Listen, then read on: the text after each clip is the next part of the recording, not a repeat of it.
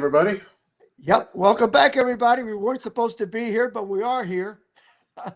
The guy up in North Carolina we were going to go fishing with, he called me up Saturday and said, "Man, the weather's going to be really bad up here, and the bite has been terrible." He said the big redfish weren't in. They were catching some flounder and some trout and that kind of stuff. I said, "Well, we don't want to go all the way up to North Carolina to catch flounder and trout. We can do that down here." Yeah, I So want he to said, hit that record up there. right. So he suggested in the spring, there's another good time. He's going to let me know. So we'll see what we can do, you know? Yeah, Oh, and Donald said, "Hey, we changed the beginning." He caught it. That's good. yeah, yeah. That's good. Yeah. A little different, you know? A little bit.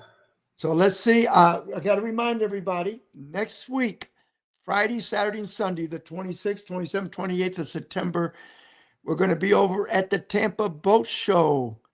So you get a chance to meet Mike, you get the chance to meet me, shoot the bull. We're going to have some really good seminars, some really different ones. Uh, I'm going to be doing one on finding and catching grouper in Tampa Bay, and I actually got the CEO of Fish Reveal, the software for your phone and your tablet that shows you all the bottom contours everywhere from F cut and inside Tampa Bay all the way about 15, 20 miles offshore. So it's going to be really good. We're going to do it with a PowerPoint presentation. And Mike, you're doing one on which one? Because I don't even remember. I did this. Well, it's fall time, so it's trout. Yeah, So I'm going to be trout in Crystal River.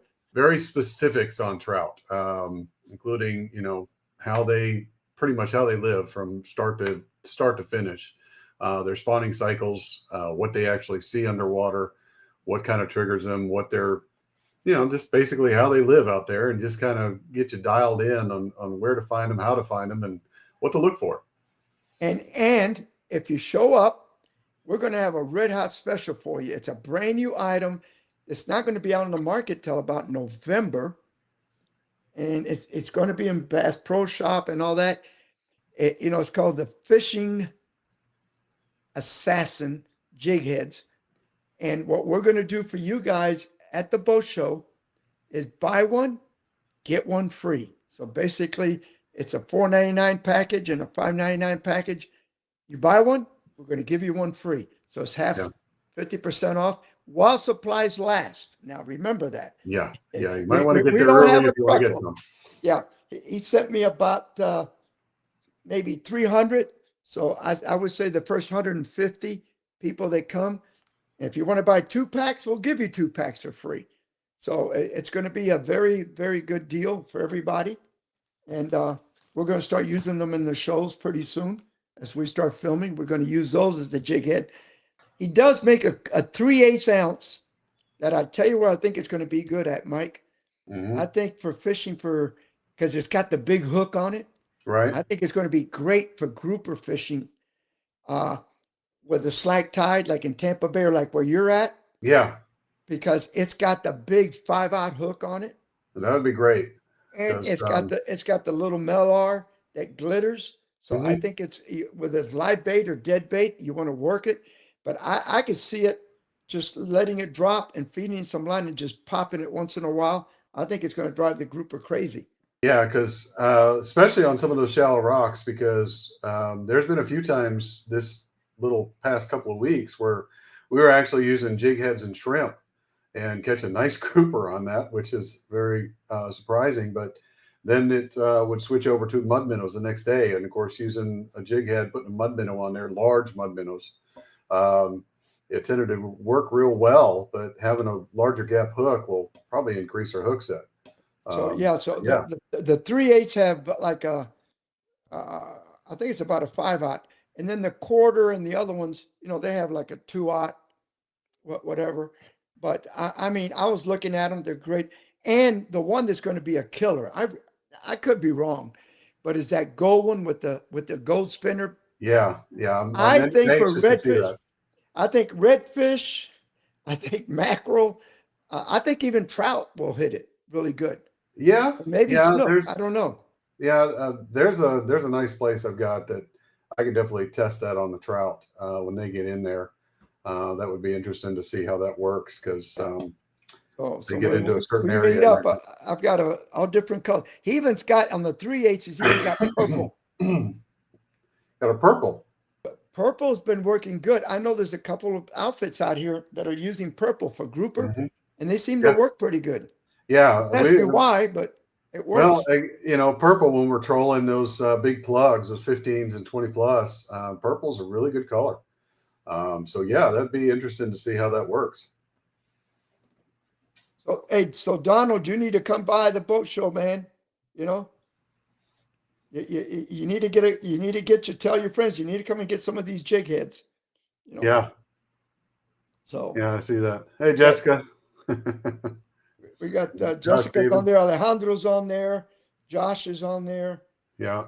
You know, Some of our regulars are on there. yeah, some of the regulars. You know, Yeah. we told everybody we weren't planning on being here tonight, but I I guess know. Yeah, it's just kind of a change gears and hit it. So well, you know, this is what happens when you're filming.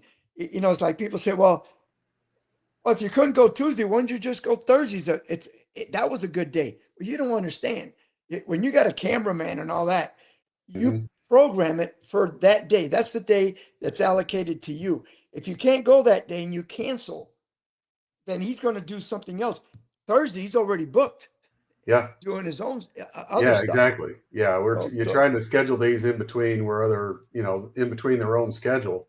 So yeah, you've it's not got to like if hit you're or going miss sometimes. if you got a buddy that doesn't is retired or whatever and you can't go Tuesday, you say, well, let's try Thursday. Thursday looks good. You can go, but you can't do that to a camera guy. No, He's no. got his days already. He sets his date to go out with you, and Wednesdays is the days. If we can't Hmm. make it, then he can fill in that Wednesday. Right. But hey, you know, And because especially I if you're just going out of state. Yeah, that takes a little extra planning. well, yeah, when you're Um, going out of state, you know, he's going to be with us 4 days because you figure a day to right. get up there, 3 days, 5 days. He was going to be gone 5 days. Yeah, So for him, it gives him a chance to get caught up, yeah, it which is does. really good.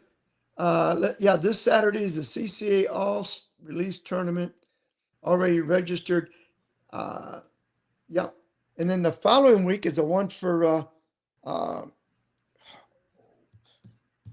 I'm just drawing a blank now. Rick Murphy's co-host, Oh, sidekick. the Chevy Florida Sportsman. No, it's for No, oh God. down near Some, the Keys, you mean? no, over here. He's real sick with his lungs. Oh yes, yes. Oh yeah, I know what you're talking about. Yeah, I Oh, saw I'm that. drawing a blank. Why am I Yeah, drawing a blank? I can see it. Yeah, I know. You know, I'm drawing a blank. I know the guy. Uh, I mean, I've known him for years. His wife used to be the Coastal rep and Yeah, everything. We used to bump into each other all the time at the Miami Boat Show. right. But yeah, he's pretty sick and Yeah, with his prayers for lungs. him and his family. Yeah, Yeah. that's horrible to go So through. they're doing a tournament that weekend. That's the weekend of the boat show to raise money to help them pay for the expenses. Yeah, yeah. That is Jeff Page, Oh, yeah, thank you. George Yeah, Page. Yeah, yes, yeah. George Page. Yeah. yeah. So, other than that, you been out in the water at all? Not me. No. I'm going out Wednesday to film. Since we didn't go, we scheduled for this Wednesday to go film, and it looks pretty good. And Yeah, then the wind's going to be kicking up again. I think Thursday the wind's supposed to be up in the 12 to 18 again down here. I don't know yeah, where you're at. yeah.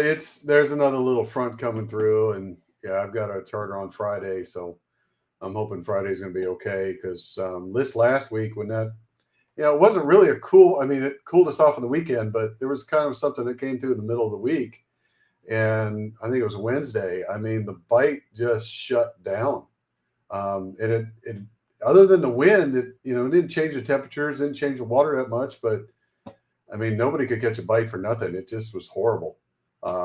Thursday picked back up, and Friday was good, but yeah, for some reason, Wednesday everything just shut down on Wednesday for us. Now you had what 60-degree temperature this morning? We had Yeah, 66 in Wesley Chapel. yeah, It's it's going to been be cool, beautiful. not as cool tomorrow, but it's going to be cool. I hope this kind of starts turning on the fish again. It has. It definitely has. The inshore has increased tremendously, and I mentioned that in my fishing report, and it's just going to continue to get better. It's definitely improved and picked up. We've got just a lot of fish running around. Supposed to go out when we saw. We're supposed to go out Wednesday, do some triple tail fish, hunt for triple tail, because we were running after some grouper, and we've got a lot of Saragossa grass just kind of floating in the bay everywhere. And we were running out and happened to see this big clump, and we both looked and said, "Is that?" And we went, "Yeah, it is." Turned around, and the wind was howling, and we were trying to position on it and get right. And by the time the wind blew the boat and everything else, it saw us and took off. So we missed a great opportunity for a big welcome mat triple tail. So we're going to try it out for Wednesday. Wednesday's supposed to be, okay, but we'll see how it goes. But we're going to give it a shot, because we have seen several and we've targeted several, but we haven't hooked up just yet. So that's our plan. But we're getting into the season pretty soon, which I like, where you start using a lot of artificials and live shrimp. Mm-hmm. And I like that. Yeah. Get away from the greenbacks and everything else, Yeah, it's the time of year that pretty much I have 3 rods hooked up with artificial and 3 for live bait. And that's just what we do. And if we catch them on artificial all day, that's what we'll catch them on. I really catch them on artificials if they're biting like that. To me, fun. It's more fun. It is. It's fun. It's entertaining. And not only that, you get to teach your clients a little bit on techniques and how to do it, and how to really pay attention to what's happening with the bite on your artificials. Because, especially with trout, with the jigging, a lot of times they're going to hit it on the fall. So when you're picking back up, it's just that extra little feel that you got to pay attention to and get that hook up. So it's an enjoyable time. I love the fall. It's one of my favorite times of year. Fall. I mean, I'm ready for it. Mm-hmm. And by the way, they've asked me, my beaver tail is going to be on display. I don't know if I told you, at the boat show. Yeah, I saw those pictures you sent the other day. So that'll be interesting to see.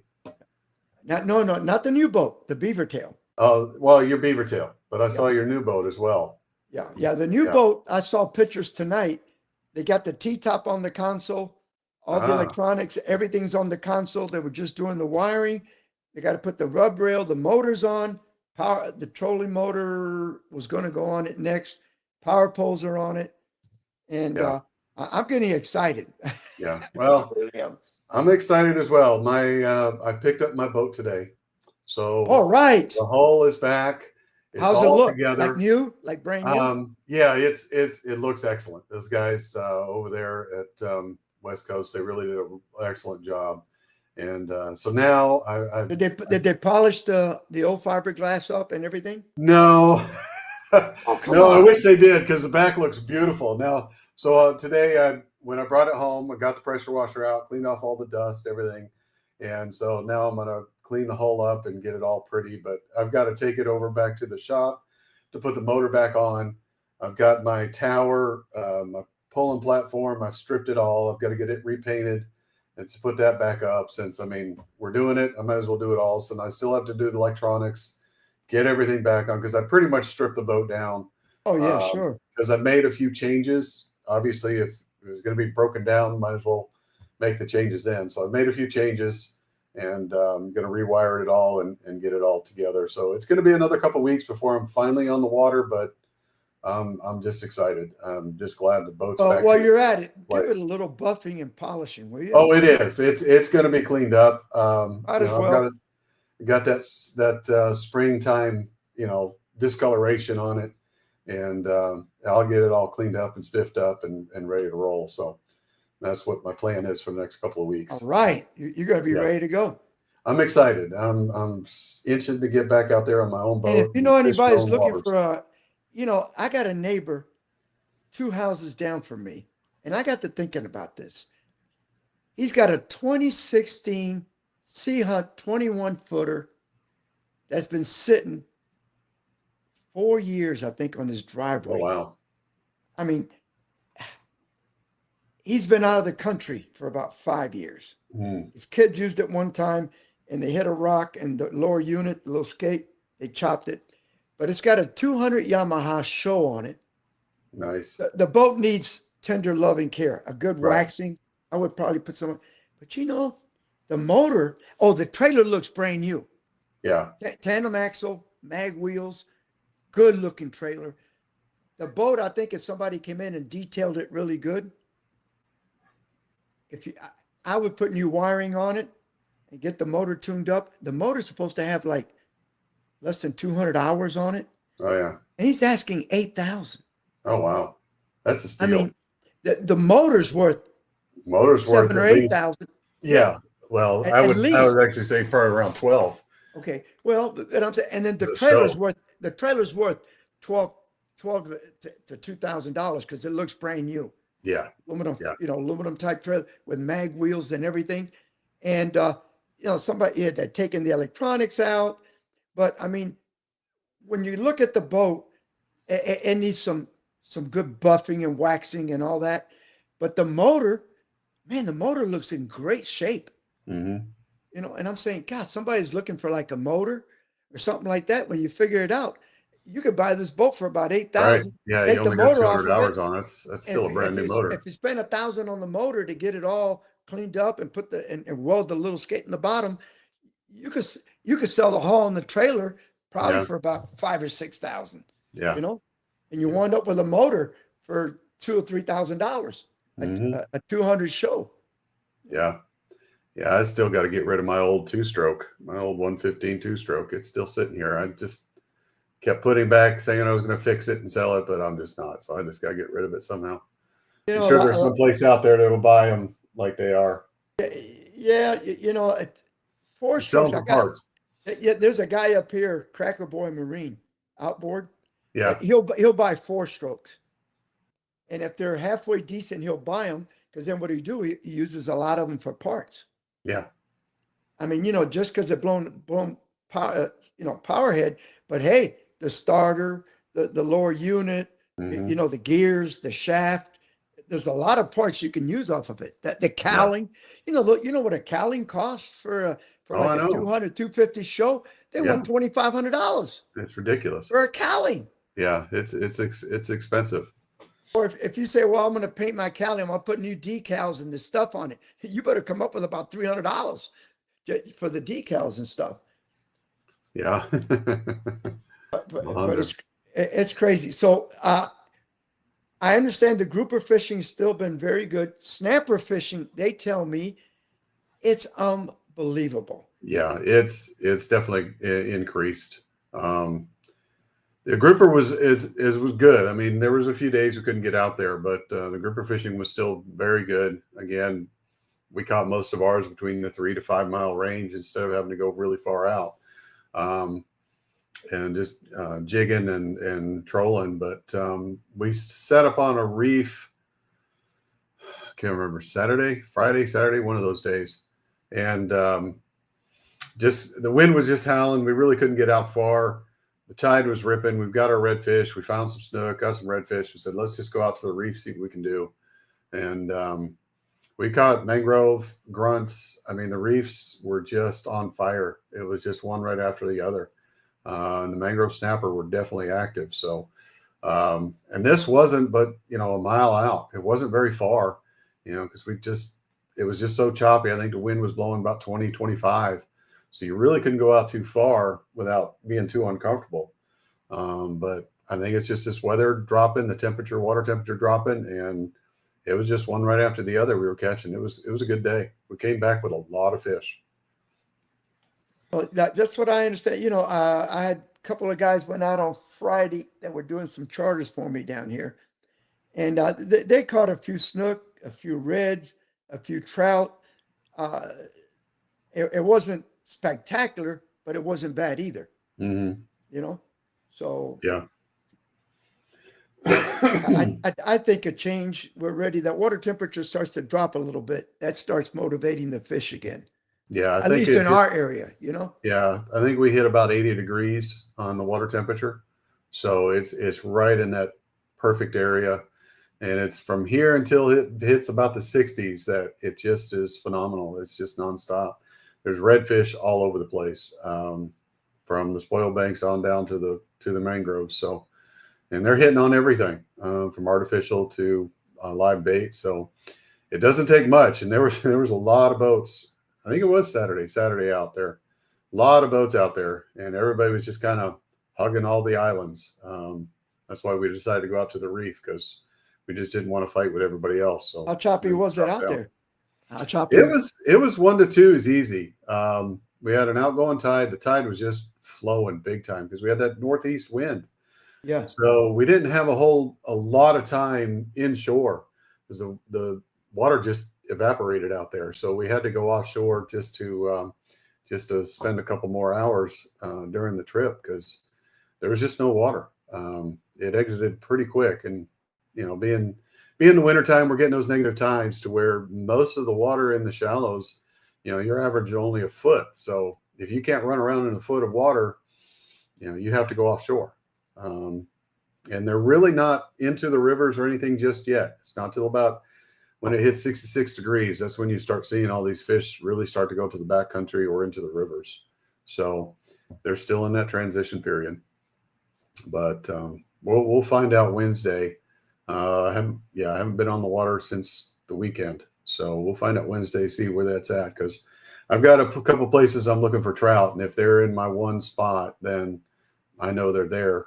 So that's kind of what we're waiting on this week, seeing what's going to happen.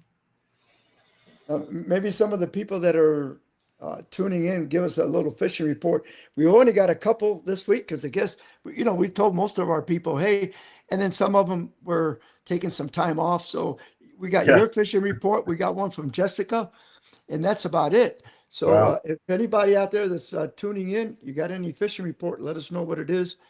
And, there's always some funny guy on Facebook. I posted a little thing about a while back, a little video I had. We're catching snook, and we had this one dolphin wouldn't leave us alone. Mm-hmm. Oh, I And, saw that. and everybody said, yeah, we're having the same problem. Of course, you get that one guy says, well, if you're chumming all the time, it's going to bring you weren't chumming all the time, man. No. They're just there. The Yeah. dolphin have now gotten so aggressive. And I think what it is, that 4 or 5 years ago, the mom and the dad started teaching the baby dolphin, hey, this is a good way to eat good without doing a lot of extra work. And Yeah. now we're probably the second or third generation of these kids, and guess what? They are eating.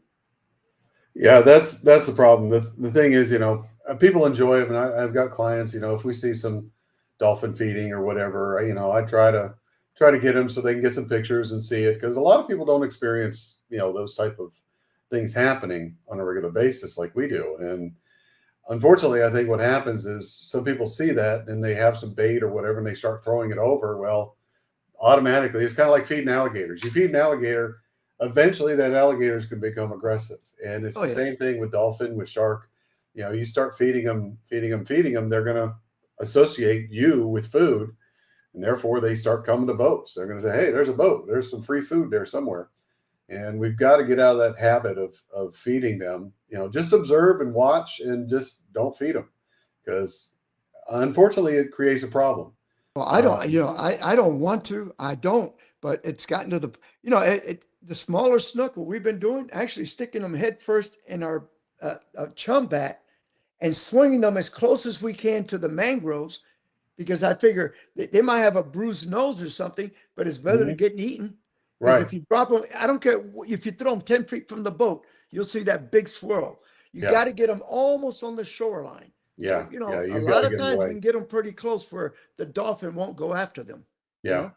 Yeah, we have to do that with sharks as well. We're having this year seemed to be the biggest problem with sharks, because we'll get on a school of fish and just start catching them, and all of a sudden you get one shark and you can't get the fish to the boat. I think we let go about 2 or 3 redfish that were half eaten, and decent fish too. So it's a shame that you can't get them released, and you have to leave. I mean, you've got your limit. You just have to leave, because you don't want to sit there and keep feeding these sharks and get them accustomed to when there's a boat sitting around with their motor moving, because they'll hear that trolling motor just kind of at anchor point. They'll hear it and say, "Hey, there's somebody over there fishing. Let's go investigate." So it's, you can't. It's just sad that it happens, but it seems to be getting worse and worse with the shark here lately. Dolphins not so much, but Pensacola, we definitely had an issue with that, especially offshore. And unfortunately, there came a time where the FWC was starting to show that people were starting to shoot the dolphin because they were so annoying.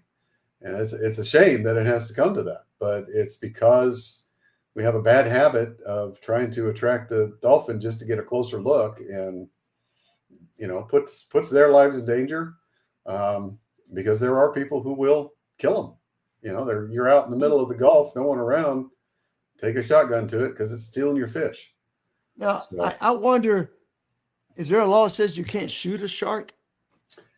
I don't know if it's on the books or not, but I would think, considering what those, years ago, those kids dragging that shark behind their boat, by the tail, they got in trouble too. So I would assume it's kind of like that. I don't know.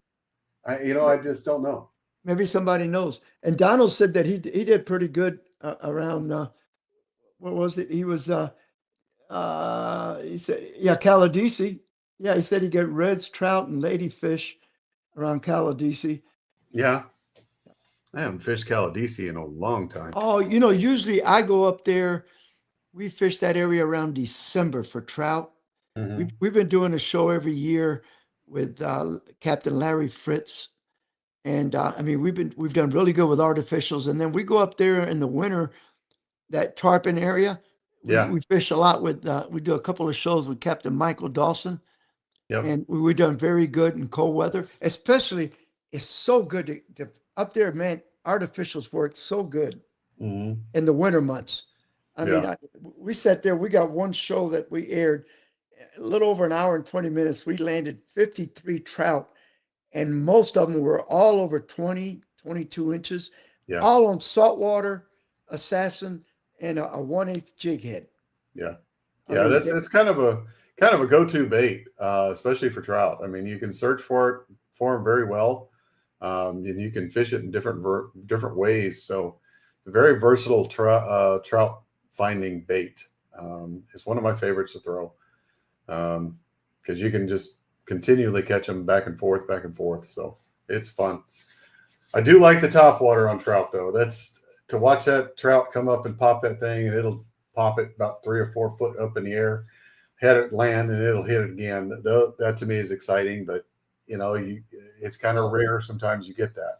Where redfish is exciting because redfish most of the time are blind. They can't see. They're heading towards the top water plug, but once they raise their head to go for it, they're blind. They can't see it, and that's why a lot of times you see that big boom and nothing happens. And it's because that was a redfish.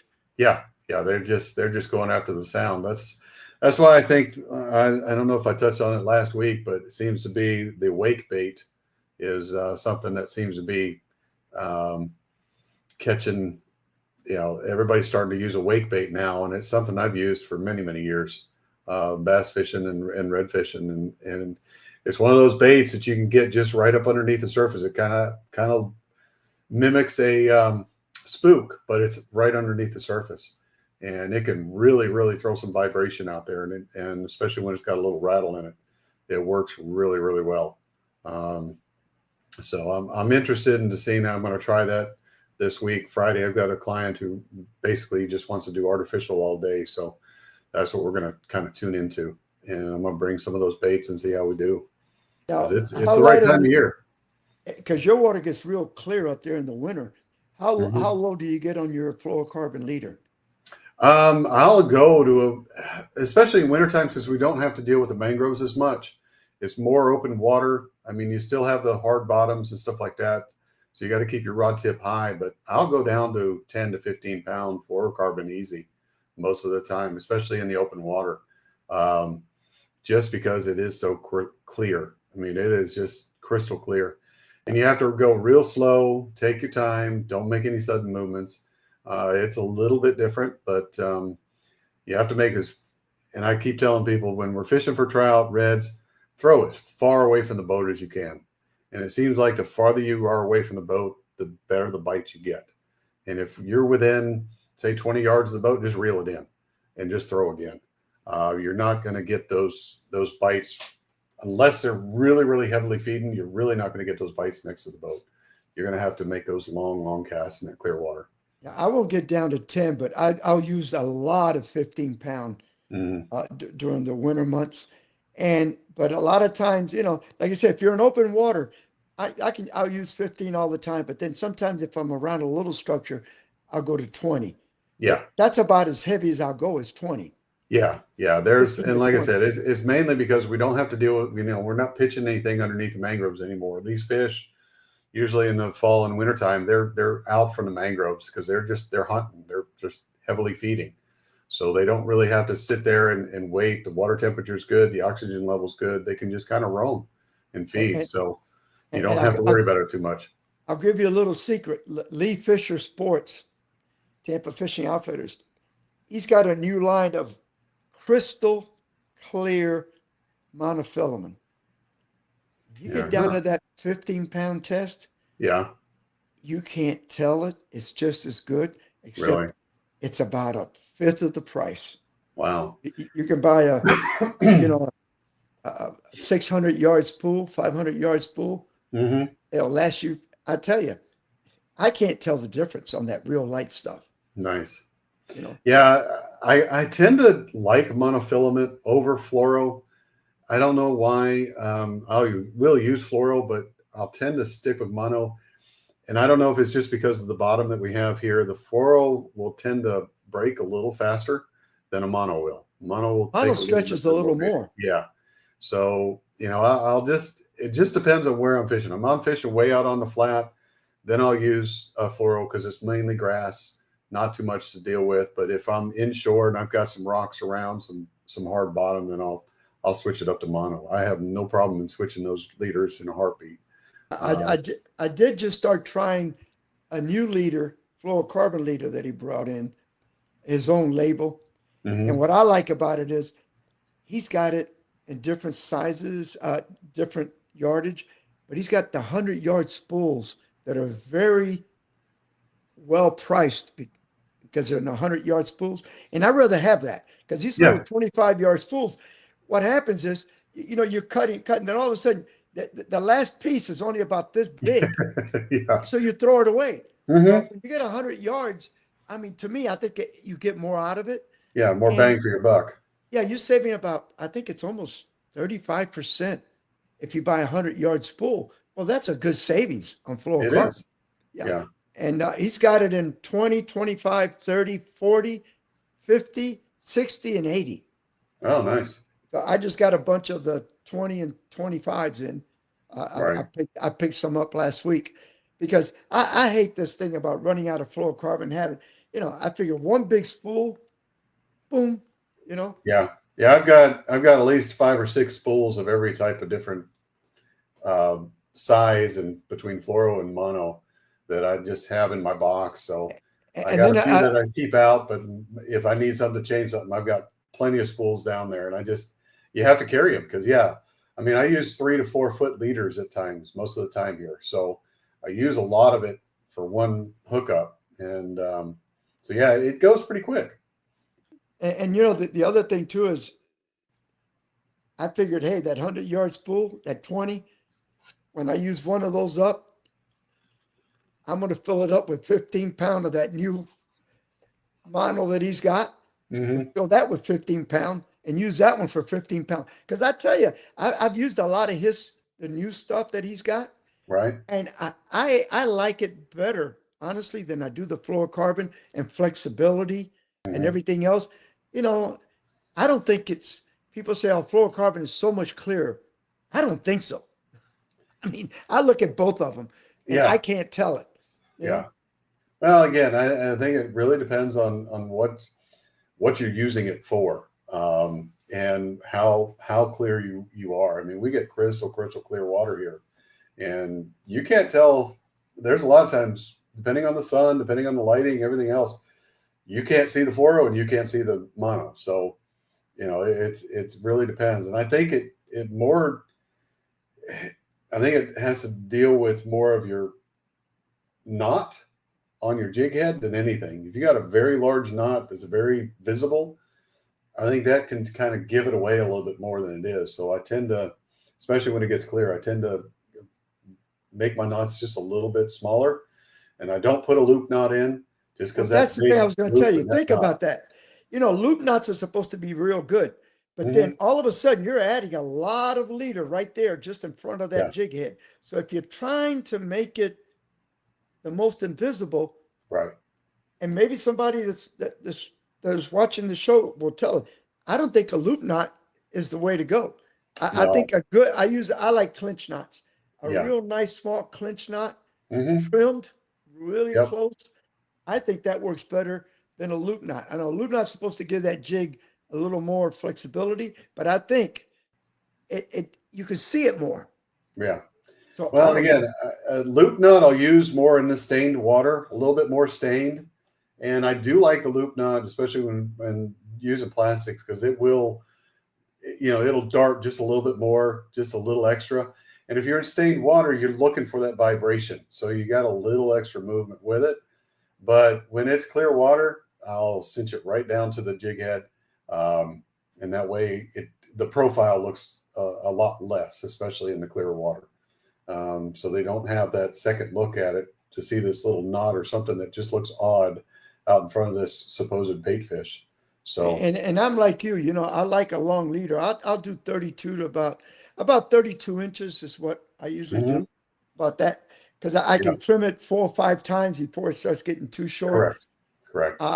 And I look at YouTube and I look at on all these people always trying to tell you about all this beautiful, this knot.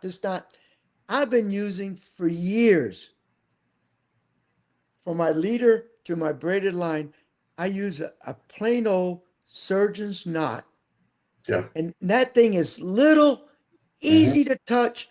And I've never, if the leader's heavier than the line, I can see where it breaks above the knot at the braided, or it'll break at the leader. But I've never had it slip or anything. And it's so easy to tie, because some of these guys will sit there and, man, you tie that. Then you get this side. Then you run it this way. Well, that's beautiful. If you're sitting at home in the living room, flat, calm, no wind, and you got all the time in the world. You get on the boat, the wind's hitting you, you're doing this, and you're trying to do it. Hey, I can do a surgeon's knot. Boom, I'm done, and it stays. And it's a small knot. It's really a nice knot if you do it right. Right.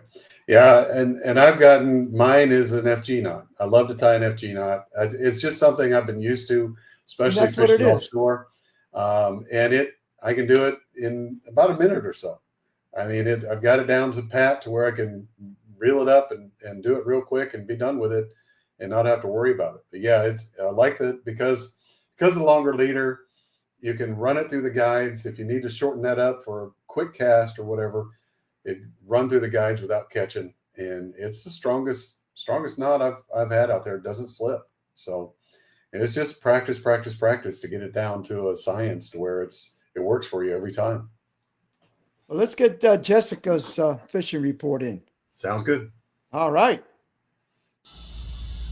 Hey guys, Captain Jessica with the Old Hookem Charters out of Chaskawissa, Florida.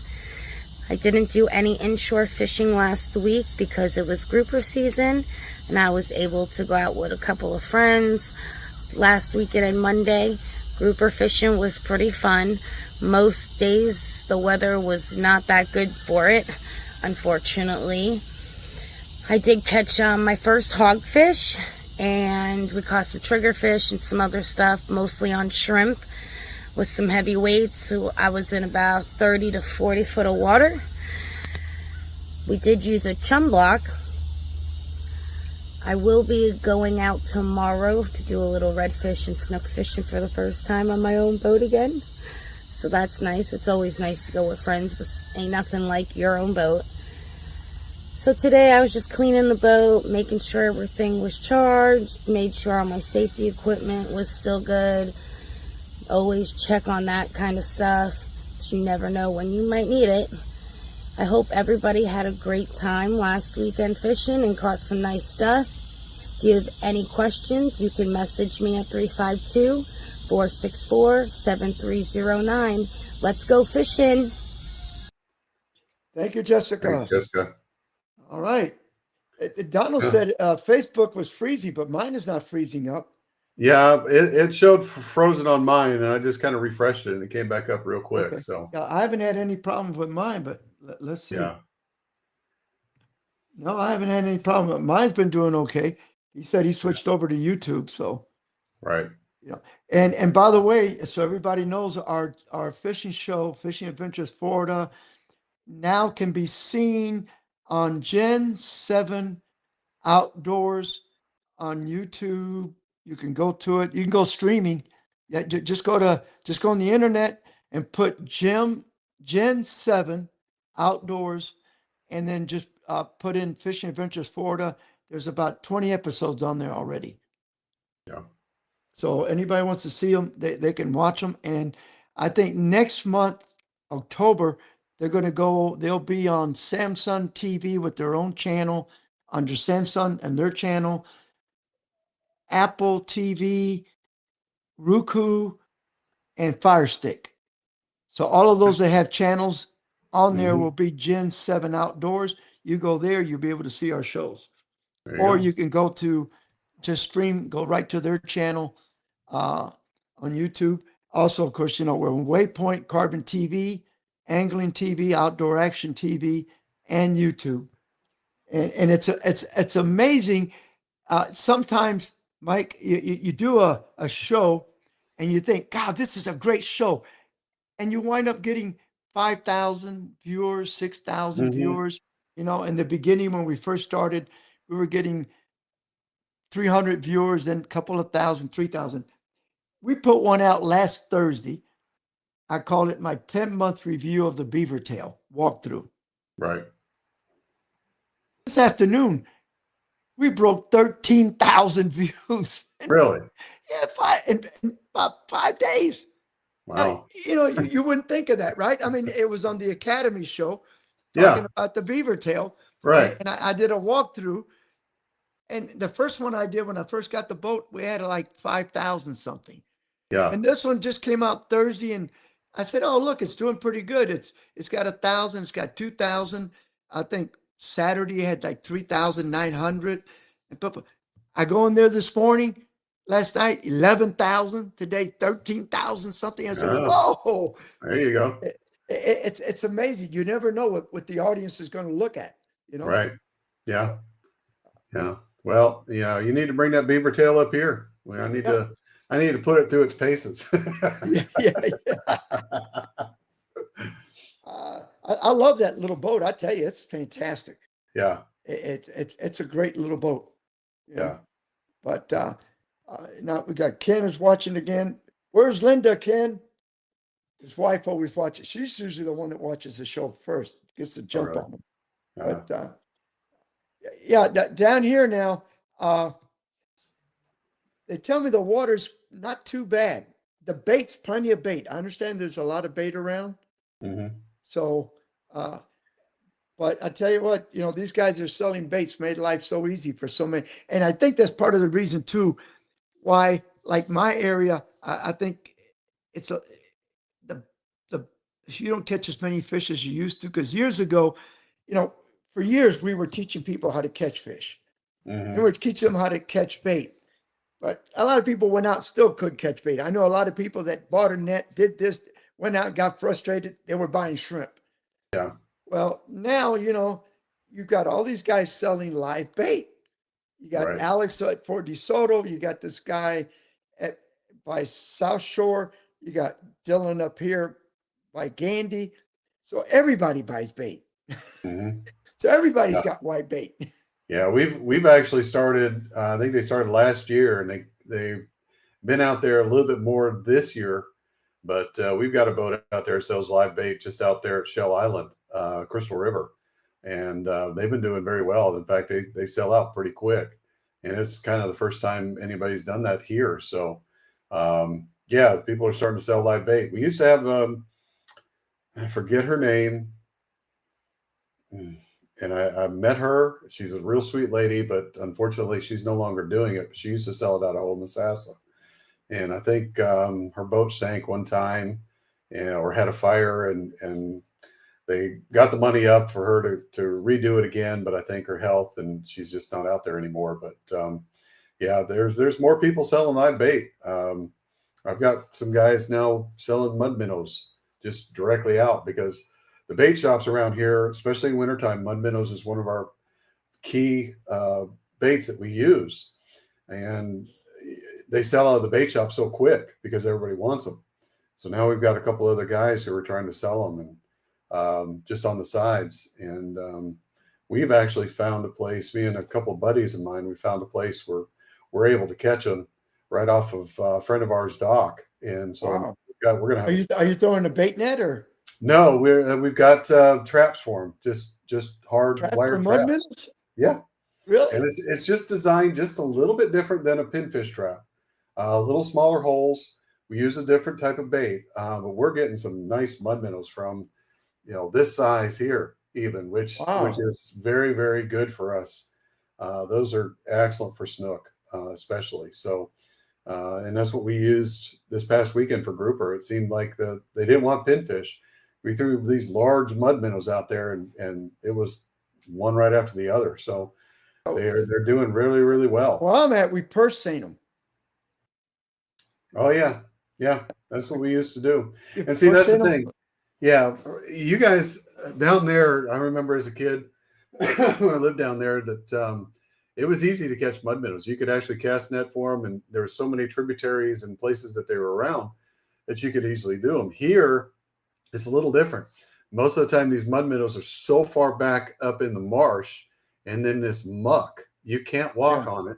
You can't get your boat up there. So trying to find those places that you can put a trap to catch them is very difficult. But just so happened we found a few places that, especially on a dock in the back of a canal, that there are plenty of them. So it's kind of exciting for us this year. We're gonna have plenty of mud minnows for this year. I got me somewhere, I think, behind me. In fact, it's right there. Mm-hmm. I got my new pinfish trap. Yeah. I got my rope, I got my ball, and now they're using Lee Fisher. I got it from Lee Fisher. It's not the old foam type. It's a styrofoam. I don't want. It's like a plastic ball. Mm-hmm. It's not styrofoam anymore. Yeah. The old foam one that. No, this stuff it's hard, but it's hard real plastic. lightweight. Nice. Yeah, like a plastic. It looks like maybe it's full of air bubbles on it because it doesn't weigh much. Yeah. I got my rope, I got my trap, I got my ball. Because since my new sponsor is going to be Port 32 out of Tampa, I'll be keeping the big boat over there on the high and dry. Now it's easy for me because I can put that trap right in front of the marina on the grass flat, and every morning just go out there and get my pinfish, and on the way in, put some stuff in the trap for the next trip. Yeah. Yeah. Well, we do that. We've got several traps, and we're going to be putting a few more out, but now we have to hide them. We've had some on the floats, but most of the traps that we put out for grouper, which is in a different location than it is for when we're doing inshore, and all the traps have been stolen. So they steal the whole trap, or they steal the whole trap. Yeah. Yeah. And there's been plenty of times you go and you got an empty trap. So you have to have several in different locations, including some, which again, we're just kind of dropping them.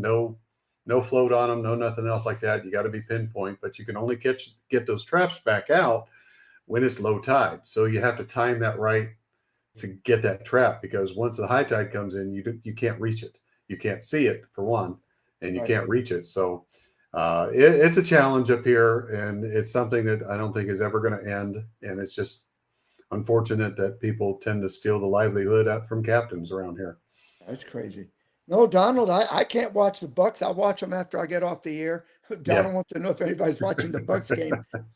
Yeah, that's what I'm waiting for. I know. All right, let's get your fishing report in. Sounds good. All right.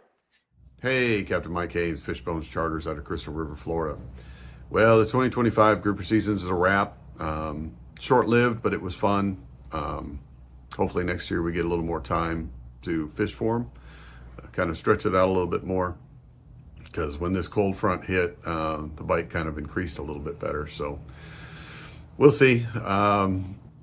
Hopefully it happens, but I don't have any hope for it. So, but focus turns to inshore, and the inshore bite is definitely increased. These water temperatures dropping. There's redfish are really active. They're kind of in the staging area before we get a real hard cold front. So they're all on these outer islands, on points, on sand, on hard bottom. It just doesn't seem to matter. They're just kind of scattered everywhere. So, and then expect that to increase even more than what it is right now. Throw in some pinfish, live pinfish, cut pinfish, shrimp as well. Seems to be, the shrimp bite seems to be picking up just a little bit more. Unfortunately, you gotta use a lot of shrimp just because of all the bait fish out there. But a lot of the redfish seem to be kind of keying in on some shrimp. So definitely use some of those if you got it. And what I like to use is some artificial shrimp, especially this time of year. Artificials are one of my go-tos first thing. I'll have my clients, we'll throw some artificials first thing in the morning. Reason being, again, these fish are trying to bulk up for the wintertime, so they're feeding heavily and they're willing to chase things. So top water, jigs, soft plastics, hard baits, just twitching those hard baits. You're gonna find the bite is definitely gonna pick up, at least through probably November. So definitely throw some artificials out there from, like I said, any soft baits, some flukes, jigs, top water, spooks is one of my favorite things to do. If you're gonna fish for trout top water, I usually like to use popping type plugs. Kind of mimics a popping cork. And one little technique that you can do is take that popping plug, tie a little leader on the back with just a small little feather jig is the best way to describe it. Just a little feather on a hook. I know you've seen them all the time. Sometimes they have them on the backside of some of those popping corks. You take that line and just kind of put a small line down there and put it behind that, and you'll find that these trout, if they're not really committed to that popping cork, they're going to hit that extra little jig hanging off the back. So it's kind of one of those little secrets I like to play with. Can get a little frustrating with it tangling up, but if you learn the casting technique, it can be very, very fun. But again, if you can't do that, popping corks will work just fine, because the trout bite is going to definitely increase. I know they've got some good reports in the Chaz of the trout being in the shallows already. Most of our trout here in the Crystal River are still about a mile or so out. Getting reports of some people still scalloping and finding massive schools of trout just sitting in holes out there. So they're coming in. So it's going to be an exciting time of year to catch a lot of trout, redfish, and even snook. Snook have definitely increased the bite. Catching a lot on pinfish, live bait right now, just pitching around the mangroves around points. So expect the inshore bite to just get crazy. And I love this time of year. So throw some artificials, throw some live baits, go out there and have some fun in this cooler weather. And we'll see you next week. Captain Mike Haynes, Fishbone Charters out of Crystal River, Florida. Great job, Mike. You were talking about snook. Remember, it wasn't that many years ago. There was no snook up there. No. Except in the spring. And because of the warmer water temperatures, they started migrating and spawning up in your area. Mm-hmm. But if we ever get one of those hard freezes again, there's going to be a lot of floating snook in your area. Yeah, well, we've talked about this a couple of times between some of my other fellow captains and even a biologist. And what they've found is, you can go there to Homosassa and go down to the fish bowl, is what they call it, the Homosassa Park. And you can see just hundreds and hundreds of snook sitting there in the spring. So they're getting used to coming up into the rivers and into the springs and just hanging out until the weather tends to warm up, or they're out there in the rivers are feeding off a lot of the freshwater baits or the little mangrove snappers that come in. And in wintertime, we're fishing and we're catching snook in Crystal River. I mean, if you want a snook, you go up the river and catch them in the bays. There are just a ton of them. So we do get those cold snaps, and it really does hurt them, especially the ones that stay in the mangroves, in those little ponds and pockets way in the back. But the majority of the snook are surviving just because of those springs that we have, which is phenomenal. And yeah, I remember probably about 12, 15 years ago, you might get a good snook every once in a while. And now it's almost guaranteed you can go out and catch some decent snook and some very large snook on a regular basis. So it's kind of neat that it happens, because the Crystal River area tended to be the last place that you could actually catch a snook, and it was from here south. And now they're catching them up in Cedar Key, which is another 10, 15 miles up the coast. No problem up there. So they're definitely migrating a little farther north. We'll see in the next few years, see how far they go up. But yeah, that's the population here is very, very stable. So it's a good thing. Because I remember years ago, man, it used to be like almost Hudson, around Mhm. Hudson south. Some of the springs, yeah. I mean, they always had snook but they were staying there. But Yeah. now you're catching them, like you say, you're catching them out on the outer banks and all that, Mhm. Yeah. because the water temperature's really not gotten that cold like it used to. No, 66 degrees seems to be the kind of the tipping point. If the water out there hits about 66 degrees, then all these fish tend to go to the backwaters. They try to find some of the natural springs that are in the mangroves, or they'll go up into the rivers and just try to, they just hunker down for a while. So the But secret every is, once in a while, we get that one that'll come in and it's 20 degrees outside, and that water temperature will drop into 50s quickly, and that's when we have the problems. well, Last year, I think we had one time, and we had some kill off, but not too bad. Wasn't too bad. I had that 38-inch snook off the back dock in Chesapeake in January, the coldest weekend Mhm. of the year, this year. And I was Mhm. using a little saltwater assassin with a jig head, because when we got there, we were at the dock and we saw some ladyfish jumping, and we started throwing and we're catching some small trout in the river. Yeah. And I got a 38-inch snook. I Yeah. mean, it was unbelievable. The guy says, all the years I lived here, I never seen a snook that big anywhere near this area. And Mhm. it was one of those freaky things, Yeah. Yeah. But They're definitely here. The population is definitely stable. We have more snook than just about as much snook as redfish. And it seems to be getting better and better. And we're catching bigger and bigger snook up here. yeah, Um, and especially on artificial.